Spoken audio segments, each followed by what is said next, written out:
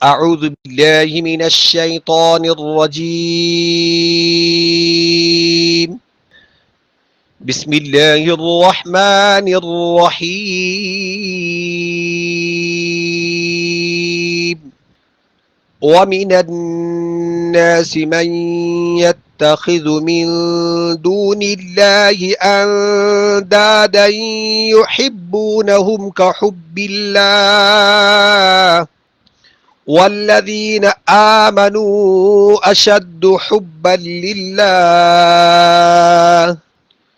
ولو يرى الذين ظلموا إذ يرون العذاب أن القوة لله جميعا وأن الله شديد العذاب. صدق الله العظيم. رب اشرح لي صدري ويسر لي أمري واحلل عقدة من لساني يفقه قولي. رب زدني علما رب زدني علما رب زدني علما. اللهم إنا نسألك علما نافعا ورزقا واسعا وعملا متقبلا. سورة البقرہ آیت نمبر 165 165 آیت کی تلاوت کی گئی ہے۔ سب سے پہلے اس کا ترجمہ۔ وَمِنَ النَّاسِ مَن يَتَّخِذُ مِن دُونِ اللَّهِ أَندَادًا يُحِبُّونَهُمْ كَحُبِّ اللَّهِ، اور بعض لوگ وہ ہیں جو بناتے ہیں اللہ کے برابر اوروں کو، ان سے محبت ایسے رکھتے ہیں جیسے اللہ کی محبت ہونی چاہیے۔ والذین آمنوا اشد حبا للہ، اور وہ لوگ جو ایمان لائے، اشد حبا للہ، زیادہ وہ سخت ہیں اللہ کی محبت کے لیے۔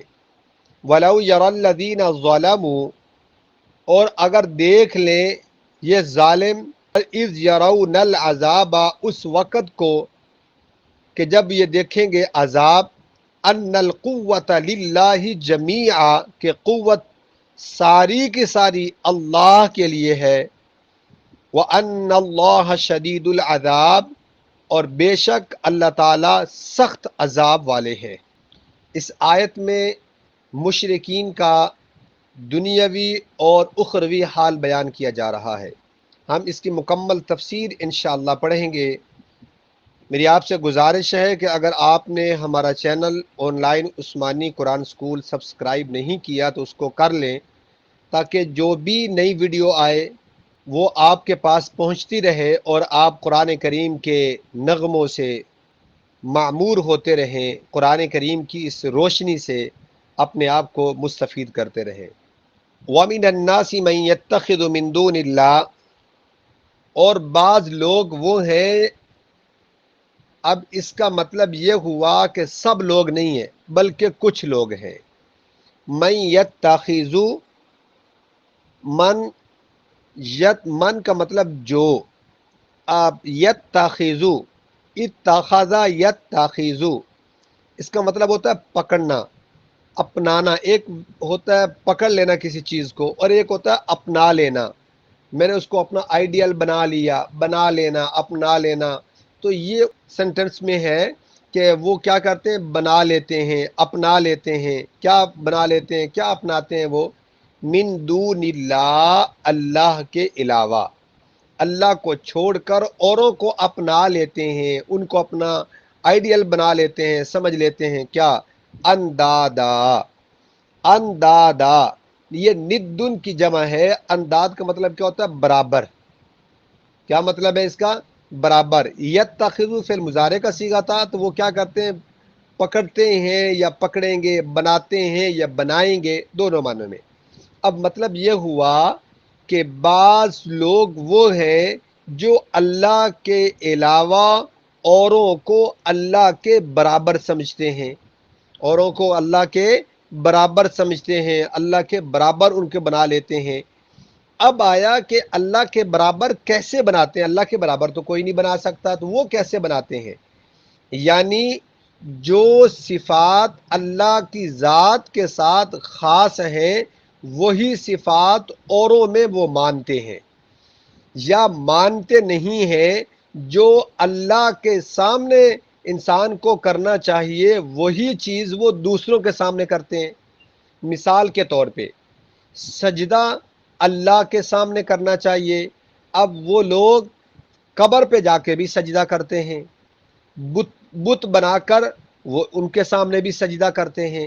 اب سجدہ صرف اللہ ہی کی ذات کو خاص ہے، اللہ کے علاوہ کسی اور کسی پیغمبر کو بھی سجدہ جائز نہیں ہے، لیکن یہ لوگ مزاروں پہ جا کر قبروں کے سامنے سجدہ کرتے ہیں، قبروں پر سجدہ کرتے ہیں۔ آج کل بڑا المیہ ہے، اگر آپ گاؤں میں دیکھیں تو ہماری مائیں بہنیں بیٹیاں ان کے گھر والے ان کے مرد حضرات وہ لے کے ان کو جاتے ہیں قبروں پر اور وہاں جا کے وہ بھی سجدہ کر رہی ہوتی ہیں۔ ذہن میں رکھیے گا، یہاں اس online Usmani Quran school کے پلیٹ فارم سے یہاں پر وہ بات بیان کی جاتی ہے کہ جو جس میں کسی کا کوئی اختلاف نہ ہو۔ جب نبی کریم صلی اللہ علیہ وسلم کے حسن و جمال کو صحابہ نے دیکھا، جب آپ کی گفتگو کو سنا، جب آپ کی مجلس کو دیکھا، وہ لوگ جو چھوٹی چھوٹی بات پہ قتل کر دیا کرتے تھے، چھوٹی چھوٹی باتوں پہ لڑائی جھگڑے کئی نسلوں تک چلتے تھے، بیوی بچوں کی کوئی قدر نہیں تھی، مزدور کو پوچھنے والا نہیں تھا، جب آپ صلی اللہ علیہ وسلم نے ان کو یہ تعلیمات دیں اور آپ صلی اللہ علیہ وسلم نے عورت کے حقوق بیان کیے، مزدوروں کے حقوق بیان کیے، بڑوں کا ادب سکھایا، چھوٹوں سے پیار کرنا بتایا، جب آپ صلی اللہ علیہ وسلم کے یہ افعال انہوں نے دیکھے، آپ کے کردار کو دیکھا، آپ کے کریکٹر کو دیکھا، تو وہ کہنے پر مجبور ہو گئے، ہمارا دل چاہتا ہے کہ یا رسول اللہ ہم آپ کو سجدہ کریں۔ یہ محبت میں آ کے کہہ رہے تھے، یہ پیار میں آ کے کہہ رہے تھے۔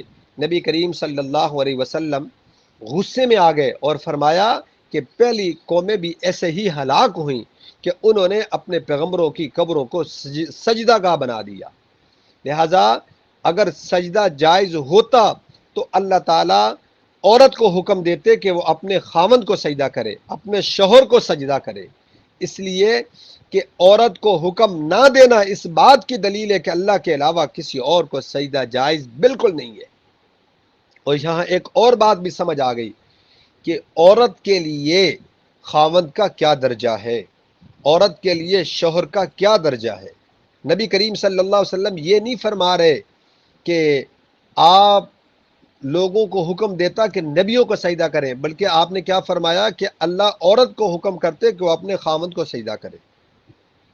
تو دیکھیں نا، اب یہاں عورت کے لیے خاوند کی کتنی عزت اللہ نے بیان کی ہے۔ تو کیا فرمایا، من یتخذ من دون اللہ اندادا، وہ اللہ کے علاوہ دوسروں کو اس کے برابر کرنے کی کوشش کرتے ہیں۔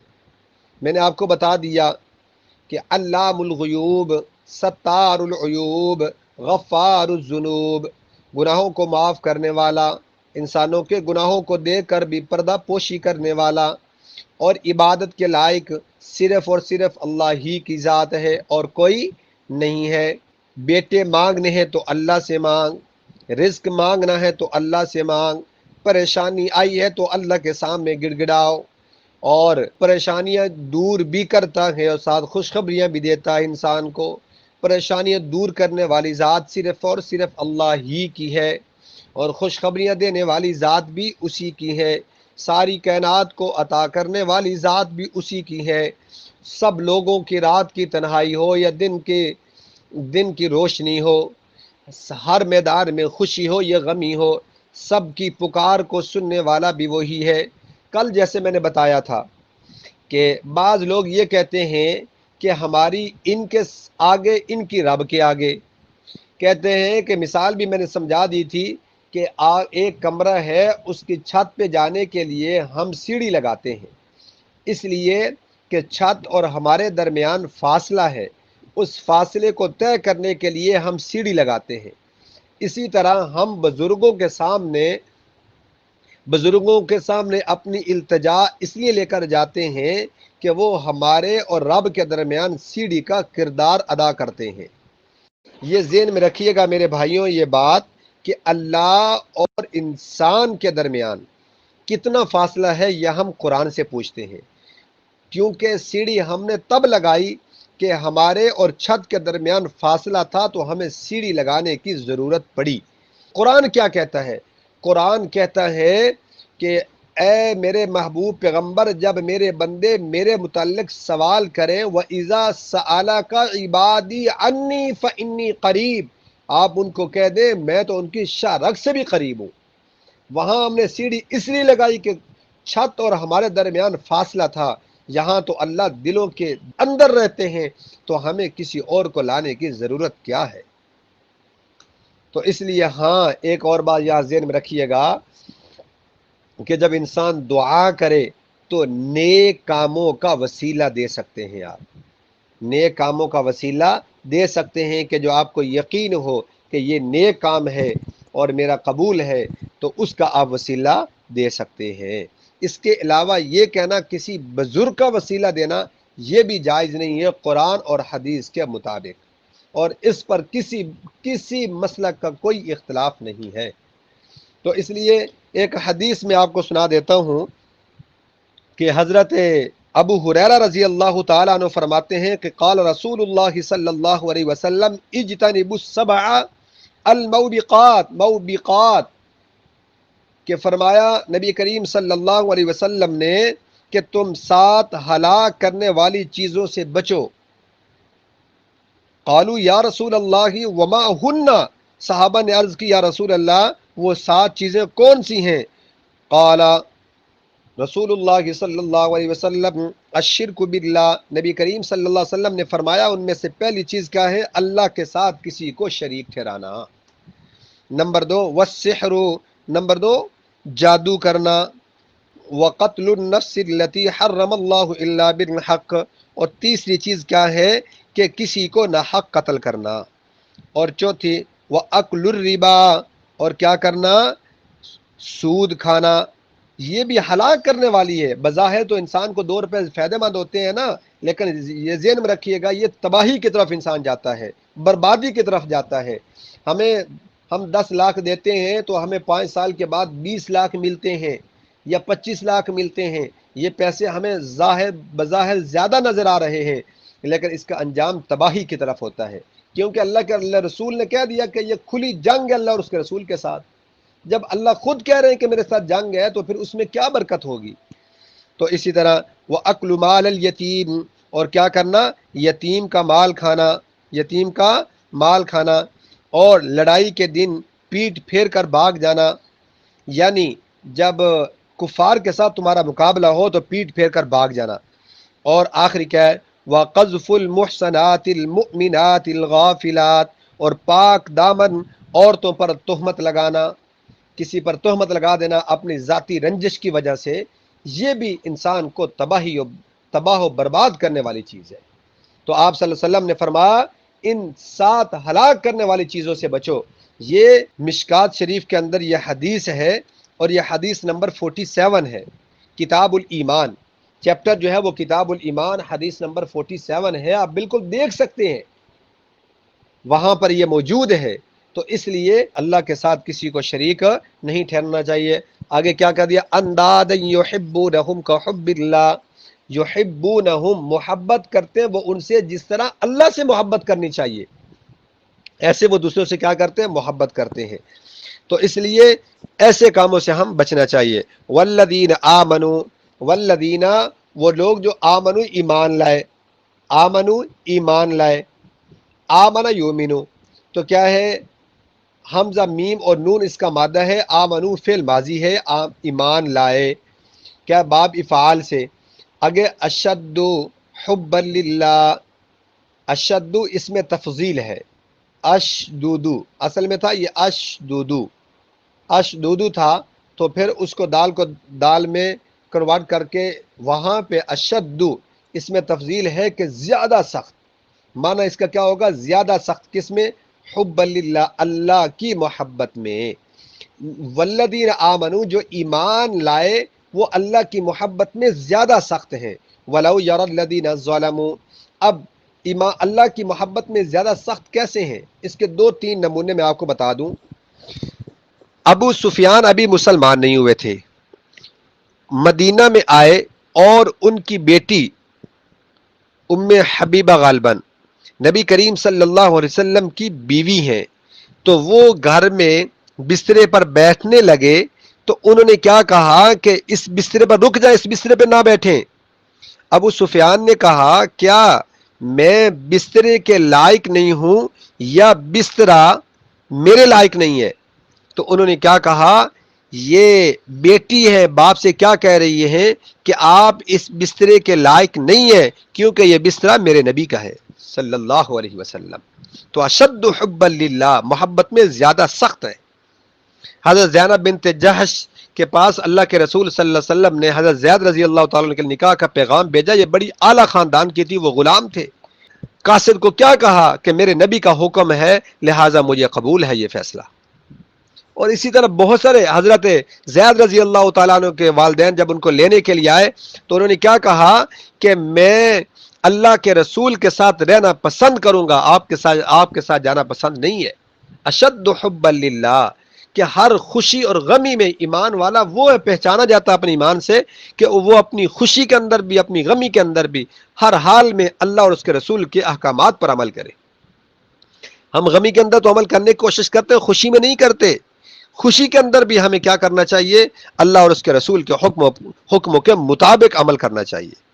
آگے وَلَوْ يَرَى الَّذِينَ ظَلَمُوا، اور اگر وہ دیکھ لیں، وَلَوْ يَرَى الَّذِينَ ظَلَمُوا، یرا فعل مضارع کا صیغہ ہے کہ وہ دیکھ لیں، وَالَّذِينَ ظَلَمُوا، ان لوگوں کو جنہیں ظلم کیا، اِذْ يَرَوْنَ الْعَذَابَ، اِذْ يَرَوْنَ الْعَذَابَ، اس وقت کو یرون العذاب، جب یہ دیکھیں گے عذاب کو، جب ان کو عذاب اس وقت نظر آئے گا نا آنے والے دنوں میں، مرنے کے بعد جب یہ عذاب دیکھیں گے، کاش یہ اس وقت کے عذاب کو اب دیکھ لیں، پہچان لیں۔